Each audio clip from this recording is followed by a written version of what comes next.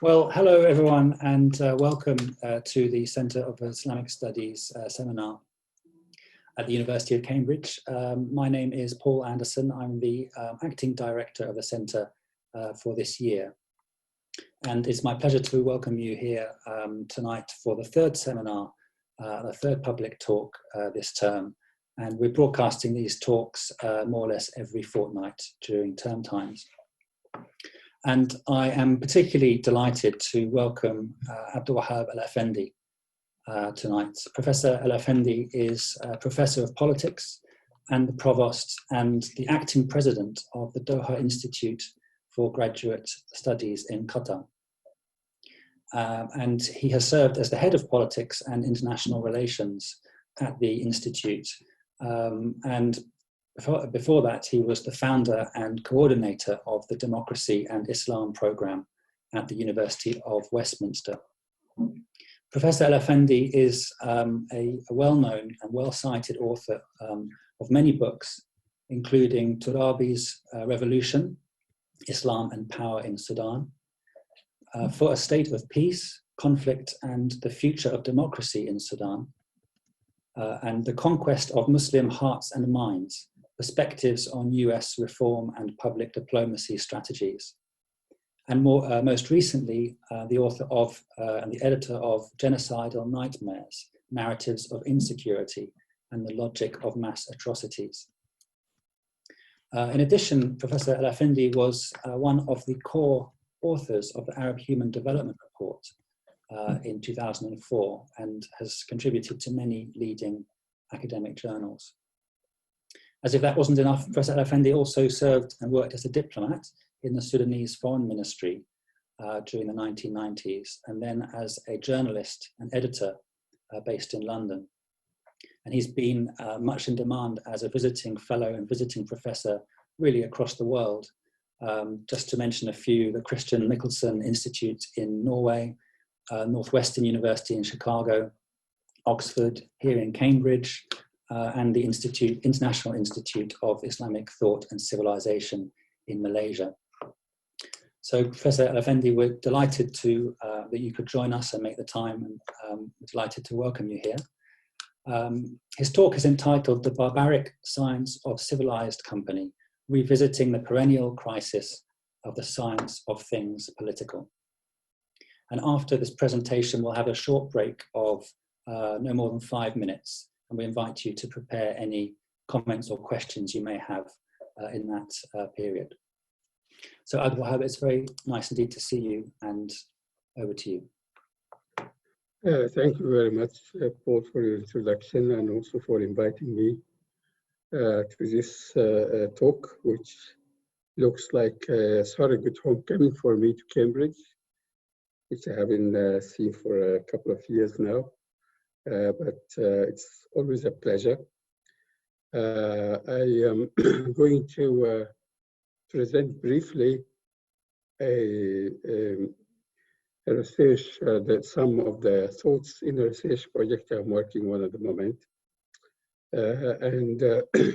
I must explain that it's an edited work like some other works I did earlier, but I'm going here to just present my some of my contribution to the work, or let's put it more plainly, some of my preliminary thoughts on the issues, which is actually trying to argue that political science as a discipline has a problem, and I will explain how I came to this conclusion and how it unfolded. And I'll start with a small excerpt from the conclusion of a presentation I made to the PSA a few years ago in a paper entitled When Genocide Becomes a Lesser Evil. And my point was that there has been an almost unnoticed tectonic shift in international norms where genocide, which used to be the evil of evils and the worst of all international crime, has become actually a policy option in some, in particular in the Syrian episode. In that conclusion, I commented on two prominent and tragic contribution of two prominent and tragic well-known authors, ladies, both of them. I started with Samantha Power, who at the time of my remarks was still Obama's UN representative. And she, and then I also touched on Hannah Arendt.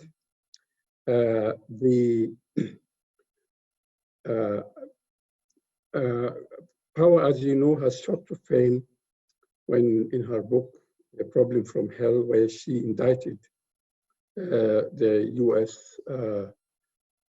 establishment, what she called serial refusal to believe since the Holocaust of genocide, and arguing that this was not a policy failure, but was, as she said, a ruthlessly effective conduct of a policy of doing nothing.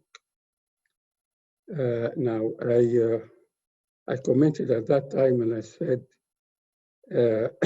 we are, at that time, Power herself was actually enacting this very kind of denials about Syrian genocide and also acting to script.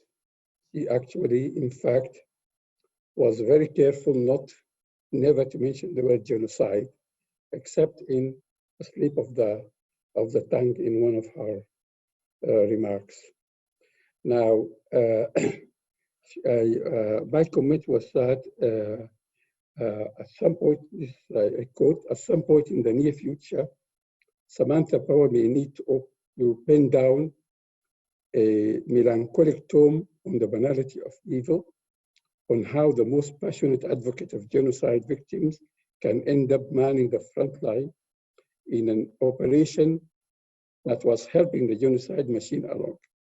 All those pragmatic calculations, those sophisticated arguments about greater evils, and those counsels of despair were about the futility of action. Why risk one's career? And I'm here being a little bit cruel, and that fat pension in vain when nothing one could do would have saved those victims. Of course, she did not disappoint me, and she did pen a book called The Education of Idealists, a memoir. I would suggest some of you read it. With Arendt, I was looking at her opposite idea of saying, of advocating universal responsibility, human responsibility for atrocities. And according to her, in this scheme, a good citizen will not shrink back in horror at German crimes and declare, thank God I am not like that, but rather recognize in fear and trembling the incalculable evil which humanity is capable of, and fight fearlessly, uncompromisingly, everywhere against it. Now, my comment was that, although this is an interesting and looks like a commendable requirement, it dilutes actually responsibility too much. Because when you say everybody is responsible, everybody has to be in the front line to try to stop genocide. First of all, you almost exonerate the states and the real people who should stand up for genocide. But at the same time, this would be a recipe for freelance jihadism, that everybody then would say, when Syria, since there is genocide, I should take my arms and go there. And this was the case, of course, many decades ago in the Spanish Civil War, also when European youth, including many famous writers, went there to fight fascism. And in both cases, we have seen results. So my closing sentence was in that comment was, today, a similar dark shadow is closing on our world, and it's going to be another long dark night. And since then, of course, things have gotten much worse, because I was writing actually on the twilight of the Obama era. At that time, we didn't even, in our worst nightmares, thought we would have what we're having, some of it we're having now. Anyway, I think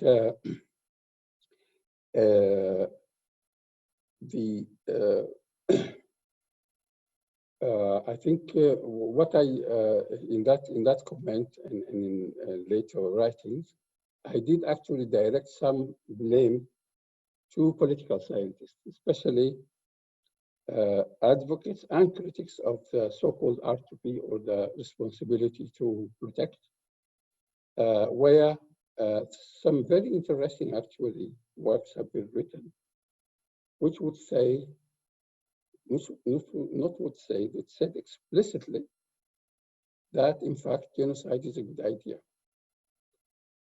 For example, about Libya, one very important author wrote and said, well, if we didn't intervene and let Gaddafi do what he has to do, there would have been much lesser cost. And he said, what's wrong with that? We always do it.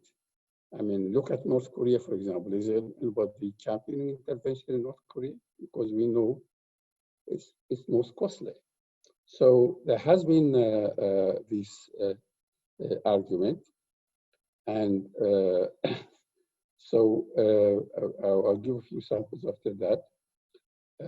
My point has been in the book, which Paul cited, Genocide and Nightmares, was that what we call narratives of insecurity, which the triggers of genocide are always narratives. Usually narratives of security. When you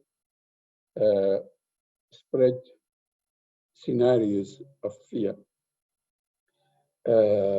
so you would convince people that they have to kill their neighbors, who are actually disguised monsters, whether they are Muslims or Latinos or Blacks or whatever.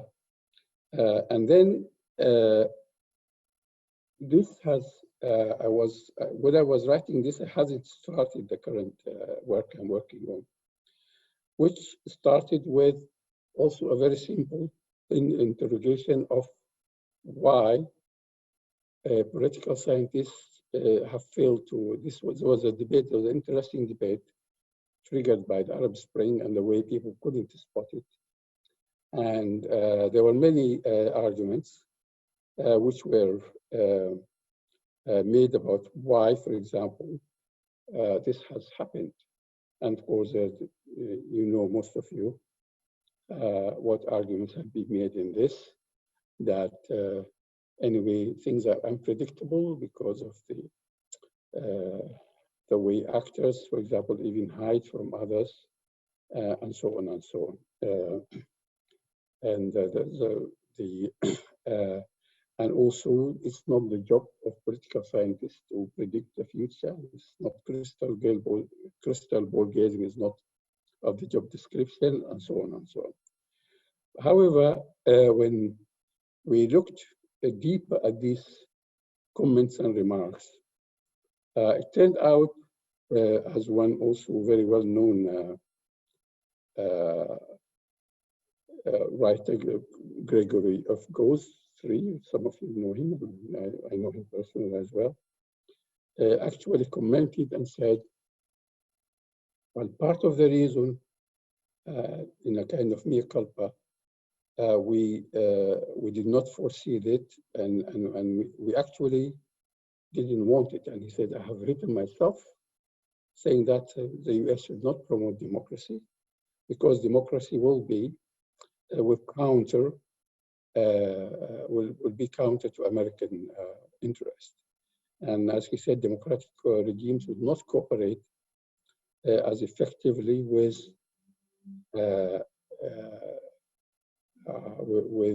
American anti-terror and other objectives.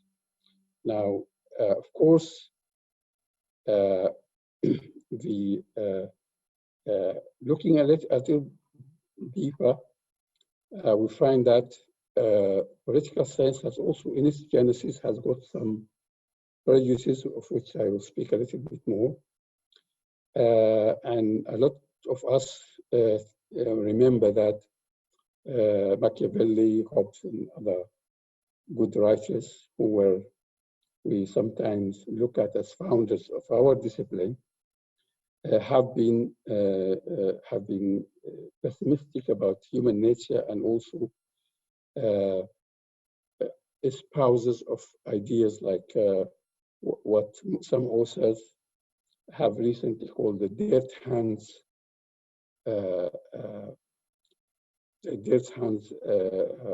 framing of politics. Here, politics is seen as inherently amoral or pre-moral, and it demands undertaking of immoral acts to achieve commendable ends. And actually, in this narrative, vices like cruelty and deception are actually political virtues, not just necessary vices. In the sanitized version by Walzer and others, this idea of engaging in immoral acts for good purposes is called dirty hands, which could be thoroughly washable, of course, and cleansed if one did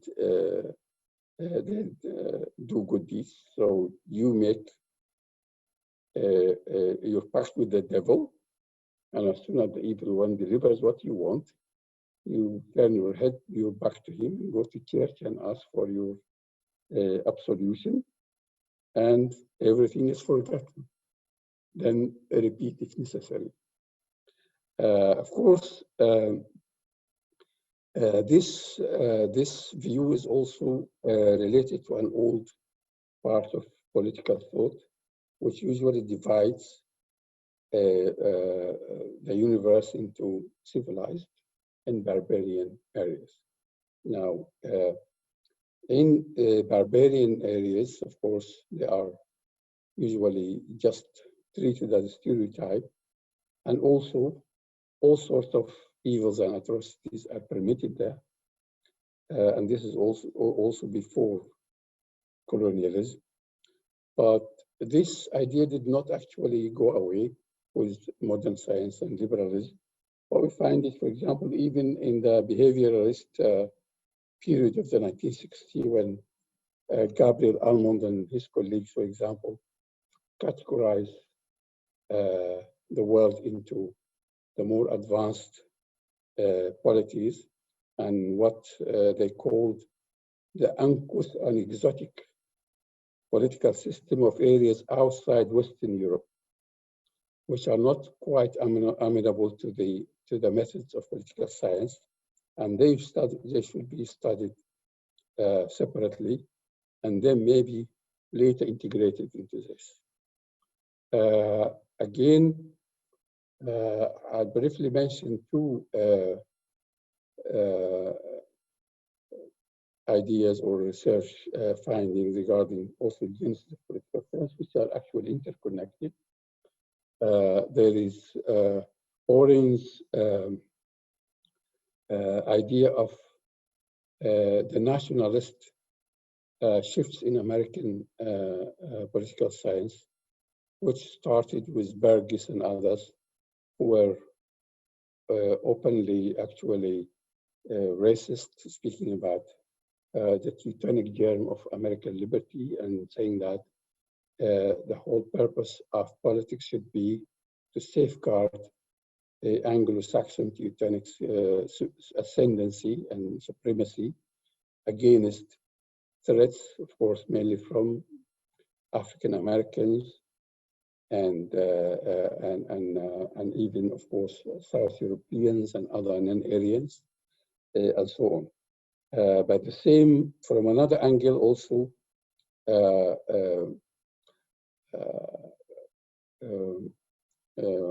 Jessica Blatt has also looked at the racial, what she called the racial origins of American political science. She also started with Burgess and others.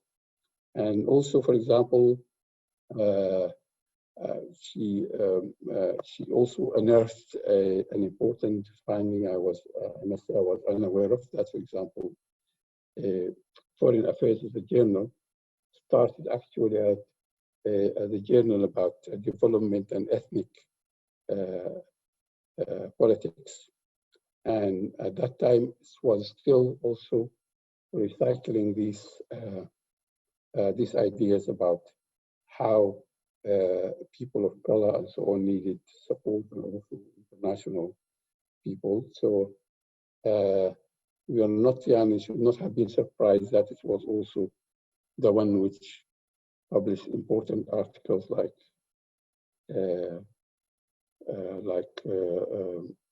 Huntington's Clash of Civilization and so on and so on. Anyway,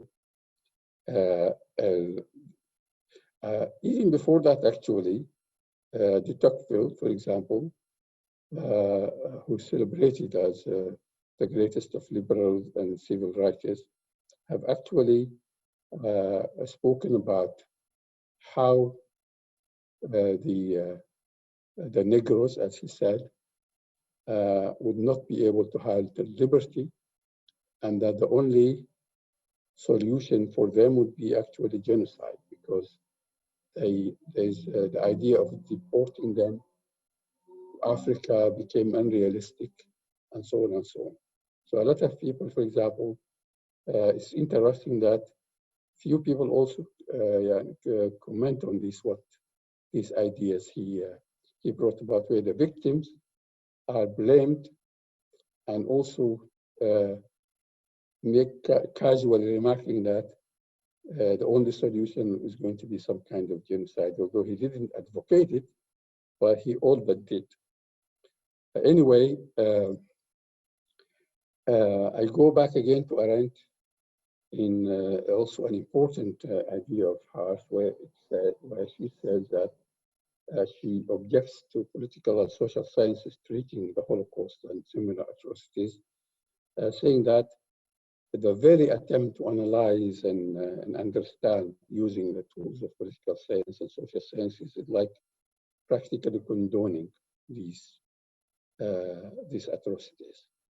And she argues that any treatment of these atrocities must include condemnation as built into the narrative. She didn't look at them dispassionately. I might not go that far, but I think when I look, for example, at works using the terms like contentious politics to the theoretical framework to describe genocide, that would be, I think, a little bit problematic, because you are looking at a continuum from civil contentious politics, according to this, including a continuum from civil action to conflict to so on. So genocide becomes just like part of this continuum, which I think is not only borders on trivialization, but also more serious than that, I think. Because genocide is not, I mean, the people, for example, who are being led from the into the gas chambers in the concentration camp are not engaged in actually any sort of politics. They are not fighting. They are not resisting. They are not doing anything, because there's no room for them to do anything. So you call this by the same reason, by the same token, for example. Yes, in the Arab Spring, for example, in Syria or others, the protest that started with civil protest, peaceful civil protest, and of course it ended in genocide. But it's not a continuum. It's not. You are not. Yeah, they were not. When what I see, I try to coin a term instead of contentious politics, which is savage politics. I use the term savage politics. I say savage politics is not politics, just as genocide is not contentious politics, or just as, for example, the Stalinist purges are trials. They are not trials, they are just macabre theater. So in this regard, language matters quite a lot. And theoretical frameworks and the narratives built on them, in this sense, if they are not very clear, can be a part of the fabric that makes mass atrocities acceptable, possible, even heroic. If you look at the Serb, for example, narratives about what they did in Bosnia and otherwise, it is not portrayed as something which there's poetry about it. And in this regard, I think we have to see again the connection between narratives and action. So the person who in Rwanda or in Serbia moves in to murder his neighbor or friend doesn't do this because he has become possessed with spirits. He has fallen in the grip of compelling narratives, compelling horror narratives, which describe your neighbor as a kind of monster or a kind of disguised enemy, and so on. And I think narratives, even in some of the earliest novels, for example, Cervantes' Don Quixote, is all about, I think, how the hapless Don has been reading books about knights and so on, has tried to enact them. And so this is how narratives can make people mad if you believe them and get entrapped into them. And so it is a question of how you produce these narratives, how you market them, and again describing going to another fictional narrative, The Matrix, drawing the borders between the inside and outside of the Matrix in the movie for those of you who have seen it. Also, the person who administers the blue pill and red pills, and one will make you conscious of reality and the other will make you part of the fiction itself. So the narratives then of all sorts are the ones which would create the universe, which makes certain actions which otherwise would be horrible and acceptable, actually, as I said, heroic. I must here point out that I have borrowed partly my title of Barbaric Science of Civilized Company was partly inspired by a brilliant paper authored about over a decade ago by Kay Richardson, which was entitled, it is about the American light-hearted drama, political drama, The West Wing, which is about how spin doctors behave, and he called it the dark arts of good people. And it is in that case is Aaron Sorkin's, I think, West Wing, which was aired between 1999 and 2006. I must confess, I used to enjoy it very much. And it is based on a sympathetic portrayal of spin doctors. Of course, we know that spin doctors are the most hateful people for most. But in that serial, they look actually very intelligent, funny, even sincere people, very clever with language. They use meta-communication and meta-linguistic techniques to portray themselves as intelligent, witty, spontaneous, and actually thoroughly virtuous. So the viewer would see them as sincere people with integrity who are struggling with dilemmas and always coming up with a nice solution with a beautiful kind of words, and show them actually as really good people, even though they're engaging in deceptiveness and in setting the agenda, in manipulating people, but they can look good. And unfortunately, or maybe fortunately, there is no similar series to market the virtues of us political scientists, even though I think we are good spin doctors. We do a lot of spin. Rival theories, I think, and angles of political interpretation are competing narratives which try to present political world and actions from a certain light, and from that they would then recommend certain actions. So if you are a liberal and you want to show that all people are essentially good and freedom will always have a good result, you are advocating certain policy. But if you are a Hobbesian,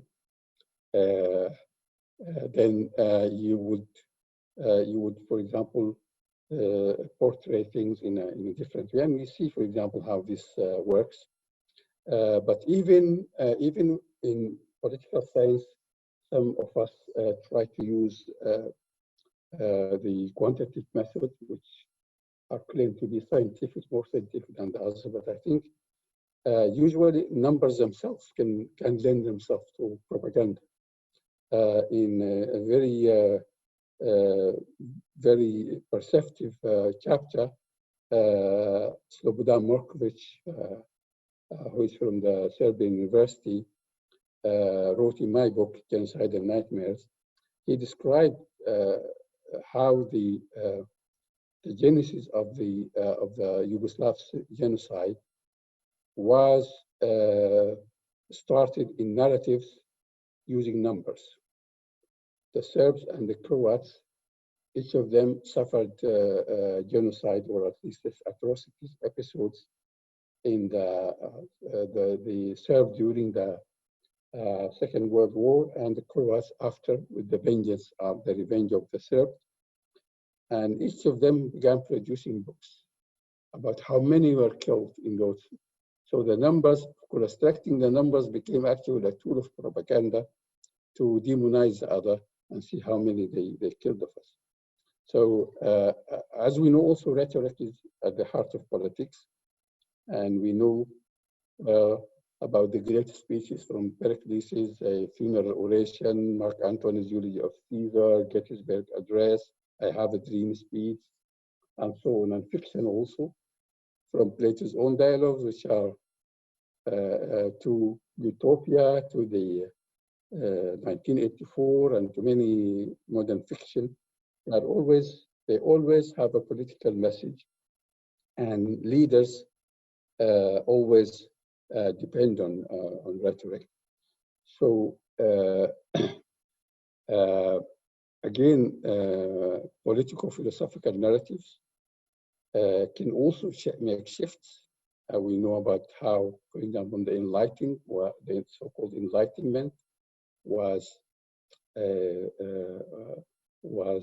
engineered by some philosophical texts, and how, for example, as I said, Machiavelli, Hobbes, Proudhon, and other thinkers, they have produced texts which would then guide political thinking and justify certain kind of action. In a sense, also, the claims of the scientificity of political science have also shifted emphasis of political writing from an angle of good governance and to political control. So instead of the ruler looking for virtue, he is now looking at how to use tools. What the authors would not give you much about virtue, but will give you about how to control politically. So this shift was from what I call politics of care to the politics of manipulation. Although this all existed also in earlier writings, but the early ideas of governance was of course again dismissive of the populace as needing of care because they are, but they are treated as minors. The care ethos is that the people are minors who need a father figure in order to lead them and guide them. But the manipulation angle regards humans as objects of study. They are themselves unaware of their motives. They might be actually motivated by their class consciousness or unconsciousness, or by their inner motives, egotism, hopes and lust for power, clanism in Ibn Khaldun, and so on. And it's only the scientist here who knows better than the subject why she is acting that way. And so he and the ruler would then know through science how to then not guide these people, but actually control. So this would mean that there is need for external control. And this, as we mentioned earlier, involved the redrawing of the barbaric civilized dividing lines, with barbarism becoming an internal. Now Hobbes, who was one of the leading lights in this shift, he looked as narratives also as very important. For him, the problem of Europe in his age was what he called the self-destructive nature of civilization, which had done nothing more than replace the savage wars of territory and plunder with civilized war over doctrines and words. The shift in that, according to him, is that the priests and other philosophers and other leaders of opinion in the ancient kingdom used to be on the side of authority, while the modern or early modern religious and political thinkers were not as supportive of authority, and actually they challenged political authority and enlisted the ordinary people in their contest and to protest, and this has resulted in destabilization and fragmentation of opinion that has undermined the political order. So what is needed? This fragmentation became a worse kind of barbarism than the ones which were before, and only overcoming this fragmentation with a new science could restore the indispensable, mutually supportive link between intellectuals and political power. Now, of course, we know that Hobbesian pessimism about human nature and mistrust of free thought was challenged by liberal period or interregnum, which maybe now looks like having been a rather fleeting moment, if we are also pessimistic. So while Hobbes was one of those who shifted the barbaric civilized border internally.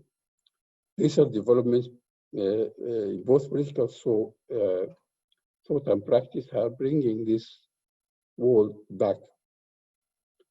Even before the resurgence of Trumpism and other forms of xenophobic populism, which I think are symptoms rather than causes of resurgent uncivilized conduct, because they were themselves built on narratives of various civilizing missions and various demonization of others, and the two usually were interacting. For example, we find that political, international politics is framed into in terms of what you need to fix in the world around you, civilizing missions and threats like terrorism and so on. And then this causes you first to engage in foreign wars or to support dictators outside. And these dictators would then commit atrocities, and this would lead to two things. First of all, a lot of people will be displaced, and then they move, for example, to Europe or any other places. And other victims would then also try to revenge themselves against what they see as the enemies. And now we have a kind of the wall again shifting. We are now about, again, we had a period when people are destroying walls and opening spaces. Now we have people thinking again of building walls and closing borders and so on. So in this regard, a lot of what unites a lot of writings on politics is the neglect of this dynamic of when you engage in barbaric acts, support despots, commit massacres, bomb people. This would be something compartmentalized, hidden, and it should be done. People like Obama was confessing that, for example, and he's supposed to be on the side of the civilized, that every Tuesday before lunch he would have a list of people who should be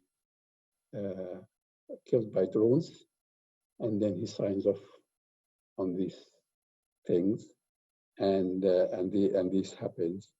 I would like just to conclude by saying that there is a problem with political science as spin, and a lot of it is part of spin. And the way you spin it would actually be part of the outside politics. The two are not isolated. People do not commit atrocities, as I said, because they are mad. They commit atrocities because they think this is the right way. And if we have a new kind of political order where people can write calmly about genocide as not only a lesser evil, but actually a valid policy option. And this has been going on for a while. We have a changed world, which I think is very scary. I'll stop. Well, thank you very much indeed, Abdelwahab, for fascinating and really, really very, very interesting tour through the shifts in political science, through ideas about the power of narratives, of political rhetoric, and reflections on the responsibility of analysts. What would a responsible maybe morally responsible, humanly responsible account of violence and genocide look like? So thank you for opening up these questions. And it's now bang on the hour, 6 o'clock here, I suppose 9 o'clock with you in Doha. I would suggest that we take 3 or 4 minutes just to stretch our legs and gather our thoughts, and then we'll open the floor for questions, comments, and reflections in about 3 or 4 minutes. Thank you.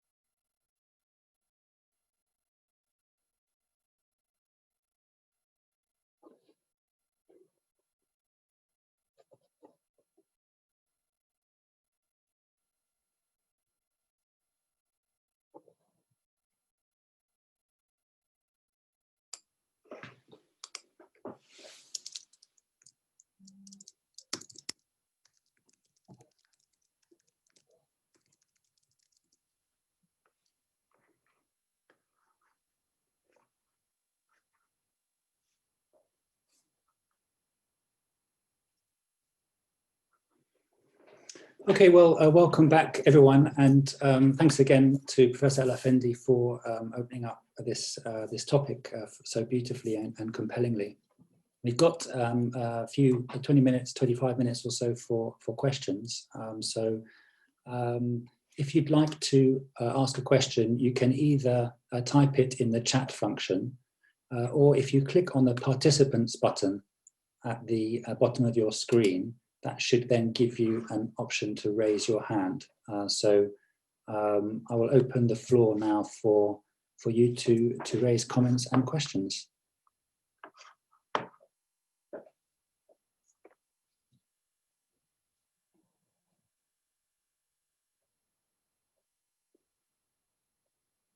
Maybe while you're gathering your thoughts, I will start. I'd like to ask you about, you mentioned the significance of language at various points, the narratives of insecurity, the force of political rhetoric. And it struck me that when we're talking about genocide and mass atrocities, is there a temptation sometimes to resort to language that seems neutral, that sounds neutral and non-committal? The language of conflict, the language of violence, as you said, of contentious episodes, in order, maybe it's a sort of a false objectivity or a kind of a false scientificity, scientific kind of aura. But I wonder whether you think there's something in the nature of scientific aspirations and scientific language which seeks distance and seeks kind of not to engage ethically or morally, but to indeed to objectify, that actually ends up creating the kinds of distortions you're talking about. In which case, where does that really leave us? No, I don't think the issue of neutral language or science itself is the problem. The problem is the unspoken presuppositions which are not interrogated. I think, for example, both Jessica Blatt and Ed Orrin have revealed how, for example, racial prejudice has been built into American political science, and also shifts of language and description are also influenced by policy. For example, for Orrin, in the early, before America was in conflict with Germany, people again like Burgess and others, and even Miriam, they were praising, they were also portraying America as an Anglo-Saxon, Teutonic, quote unquote, I mean, read Aryan nation, and that the whole object of the political system is to safeguard this kind of identity against threats, which are portrayed again as others who are either South Europeans, colored people, and blacks, and so on and so on. And so there's a built-in actually narrative here, which portrays other people as a threat merely for existing. That the black people are the threat, not because of what they do, but because of they are not. So there's a built-in here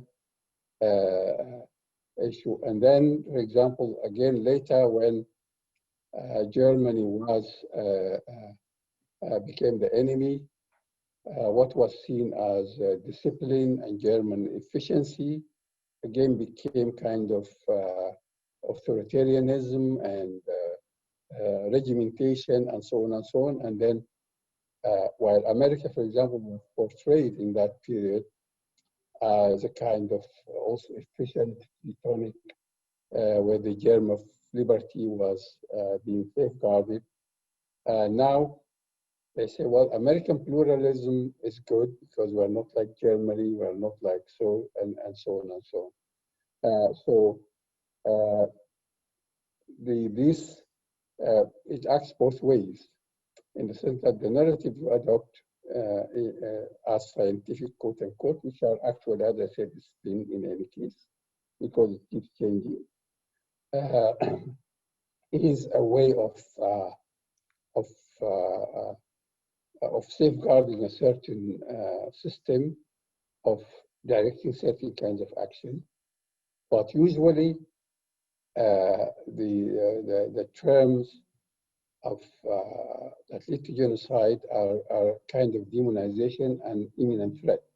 For example, when Trump says Muslim immigrants are a threat and we have to stop them because we don't know what they're going to bring. Yeah, being a Muslim itself became a kind of a problem. And then the next step is that you were shot in the street or your house is burned or things like that. Again, when Black people are seen as a threat, you've got the Floyd case and you've got others where even a peaceful African American who is not resisting was seen as a danger and held to the ground because this is how you've been trained, this is how you also, the narrative you have. And then you find the people also divided on this. There are a lot of people who are against it, but there are also people who still, what's wrong with that?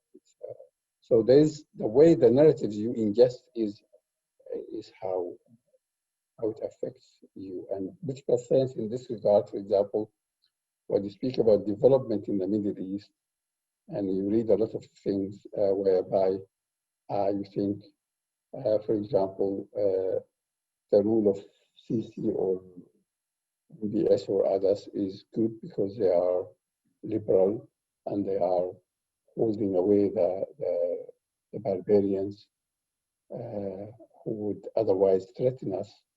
And so if this guy murders or kills or does a lot of things, it does look justifiable because he's doing a good job and these murders are necessary.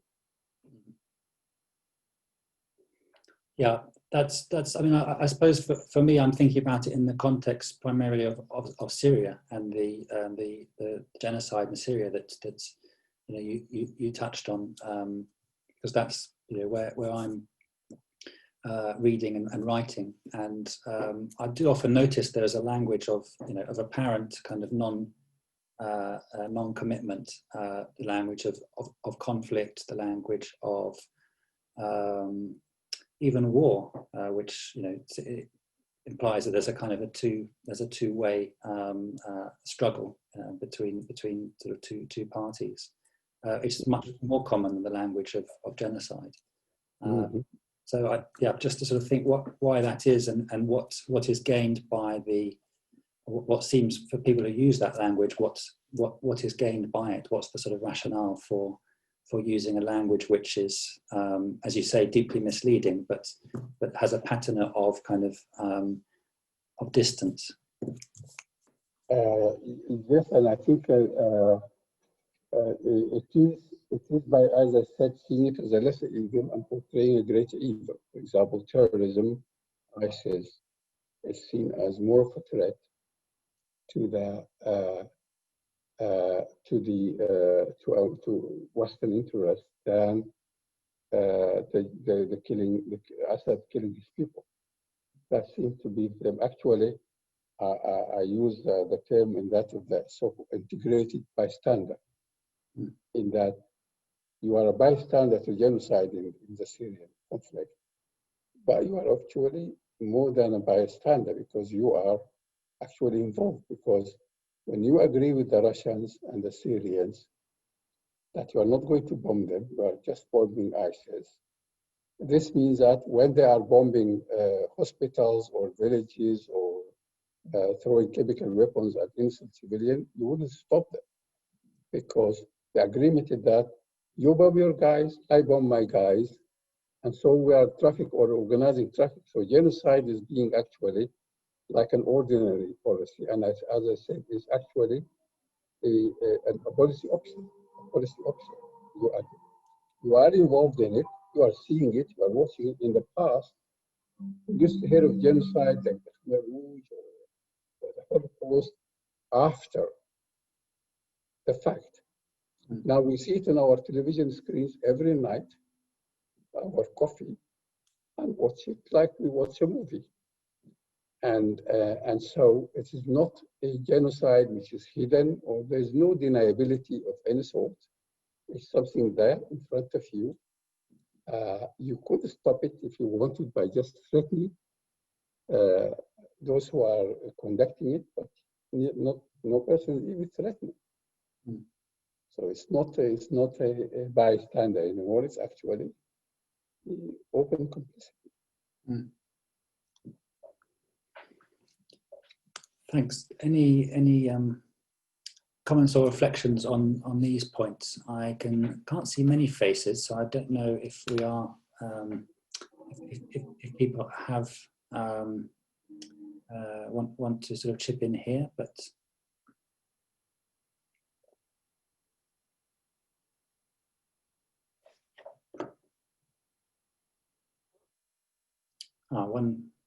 William. I'm just wondering, one of the problems, it seems to me, is that there are very different understandings of political. So Hannah Arendt has a different understanding of political to Hobbes. Are you putting forward a sort of new definition of the political to sort of face up to this challenge? Yes, actually, I am more partial to the Arendtian concept of politics. That's why I don't see genocide or what I call savage politics as politics. I think when we speak about ideas, as I said, as contentious politics, the catch-all phrase to cover all sorts of activity, politics is when you are engaged into exchanges that are largely peaceful. Of course, all politics has got, in the modern state, violence in the background, in the sense of that the state becomes legitimate and creates a space for peaceful politics because it monopolizes violence. It takes violence out of the society, keep it in reserve in order to enable everyone. So I had a long contest with my friend Chantal Mouffe because she uses the Smithian concept of the political as a kind of, this is the real politics, that real politics has friend and enemy, and that's how Smith defines it, and she thinks that's the essence of politics, and she argues that liberal politics is not really politics because it doesn't recognize the limits of politics and thus is responsible for populism. Because populism has come because people now see politics as a kind of gray area where everybody is friends with each other, whether you elect conservatives or you elect Labour, you get the same results with the same policies. And people have to realize that, no, that's not the case. I don't agree with that. I think politics, the enemy friend is the outer limits of politics. It's not politics. Politics is exchange. True, it's protected by violence, but violence is protective and is used as a final result. So yes, I do have a definition of politics.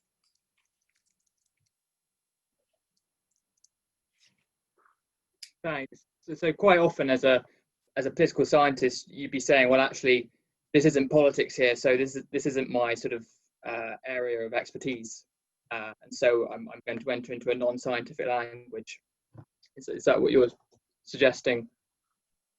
No, it's that's an interesting point. No,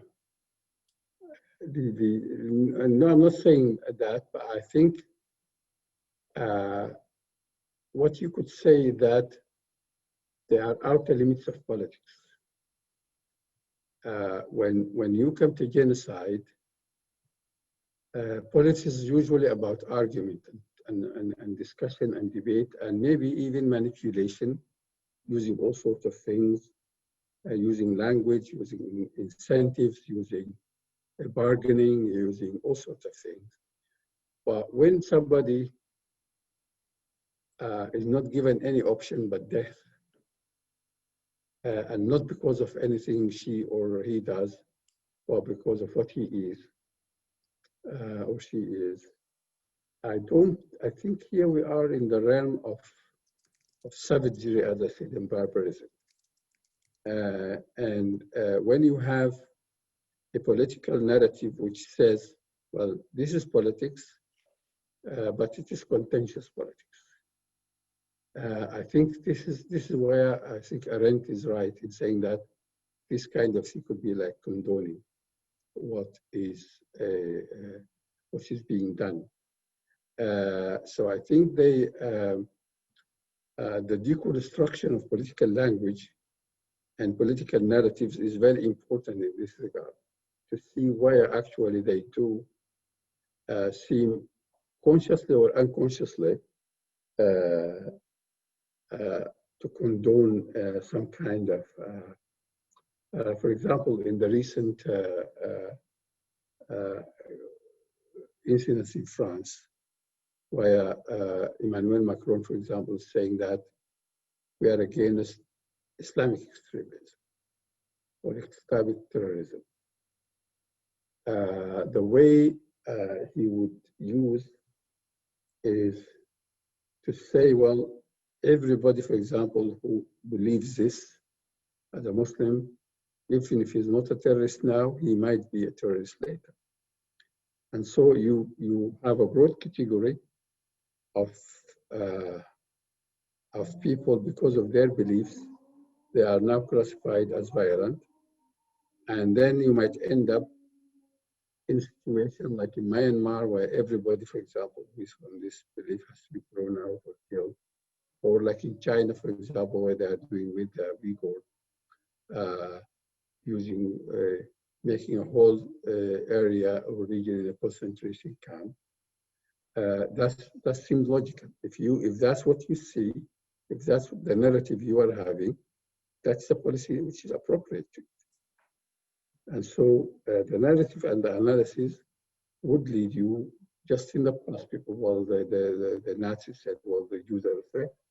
So every Jew became a threat, even if he's a child or a baby or a disabled person or has nothing to do with politics. But the very fact that he falls in this class, he now is a threat. And then the logical thing to a threat, you get rid of the threat.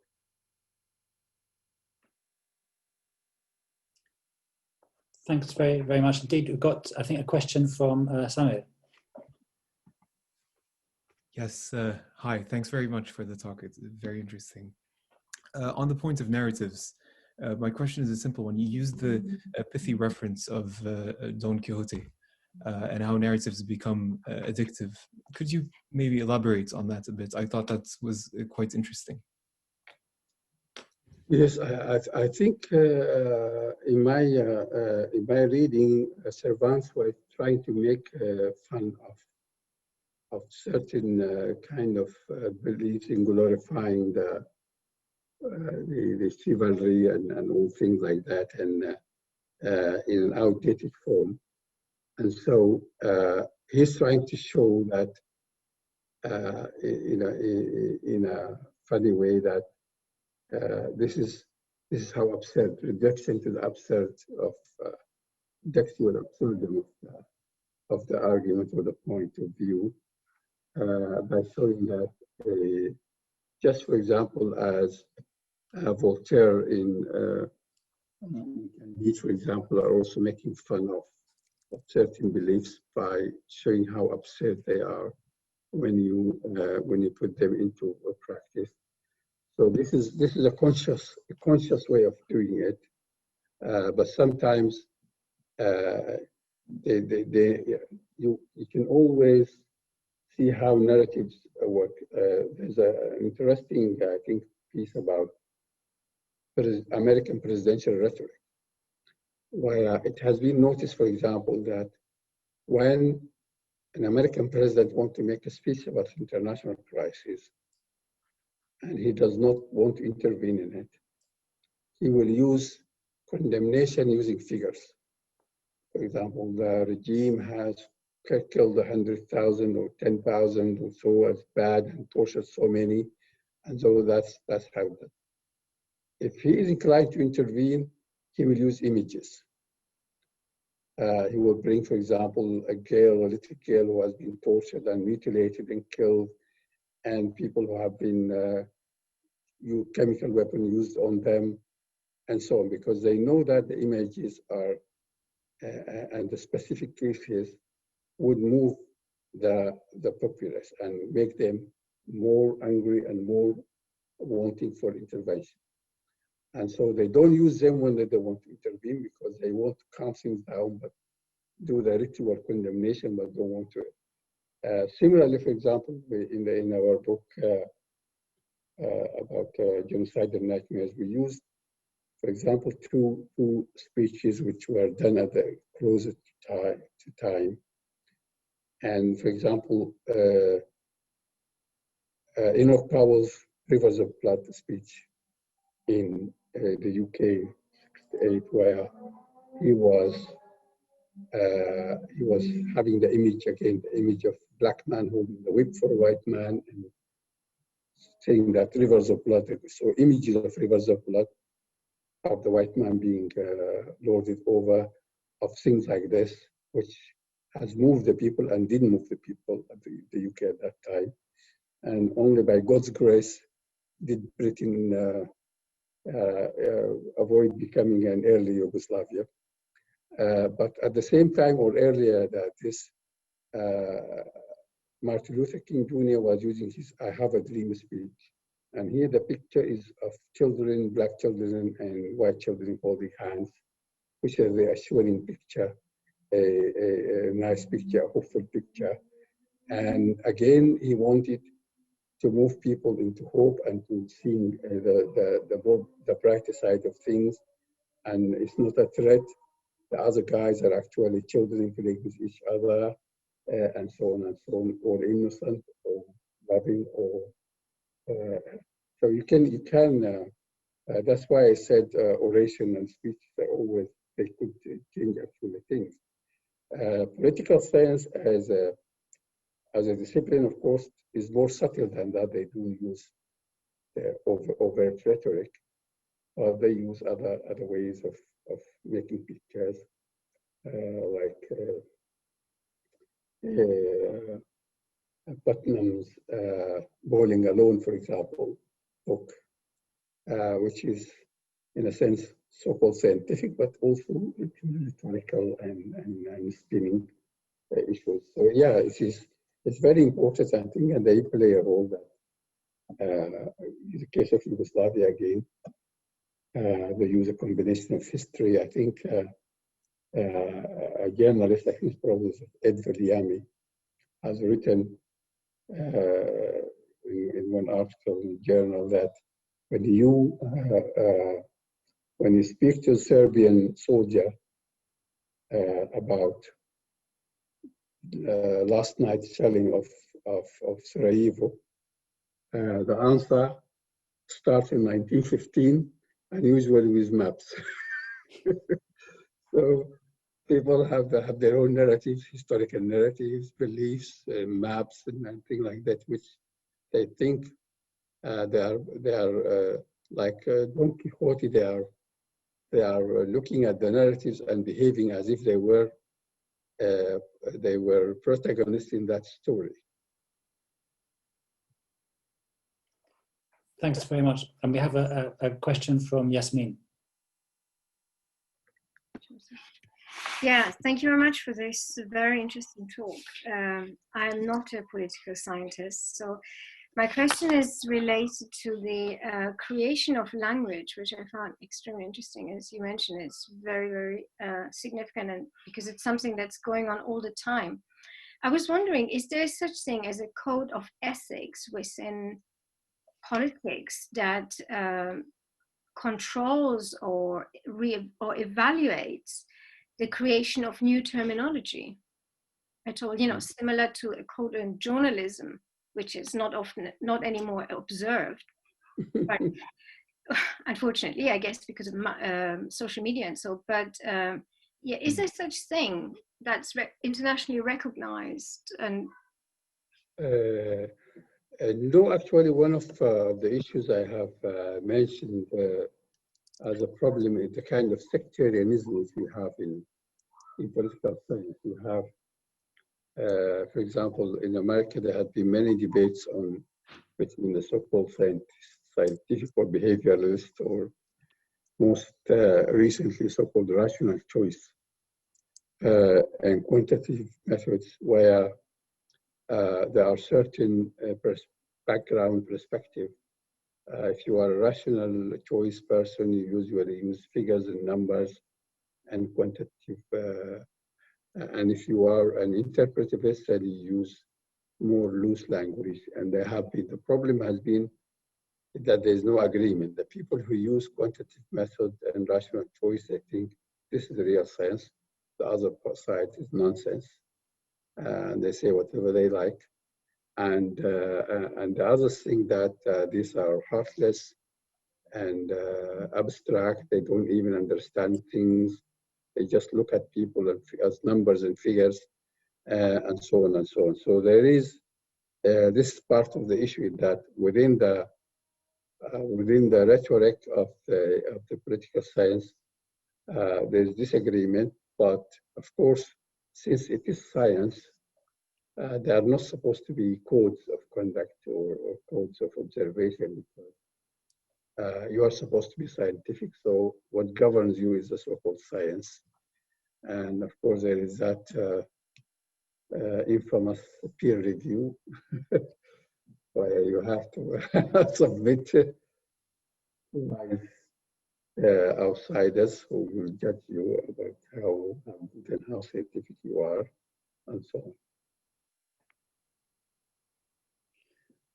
Well, thanks very much indeed for these questions and the answers, generous answers.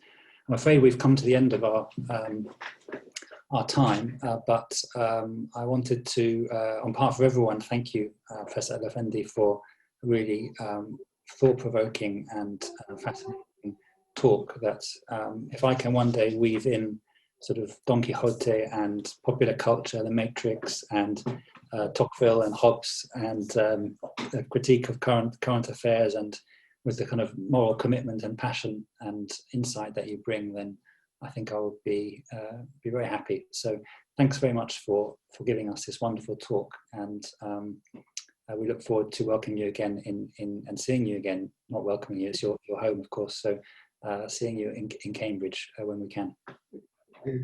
Thank you very much. Thank you. Thank you.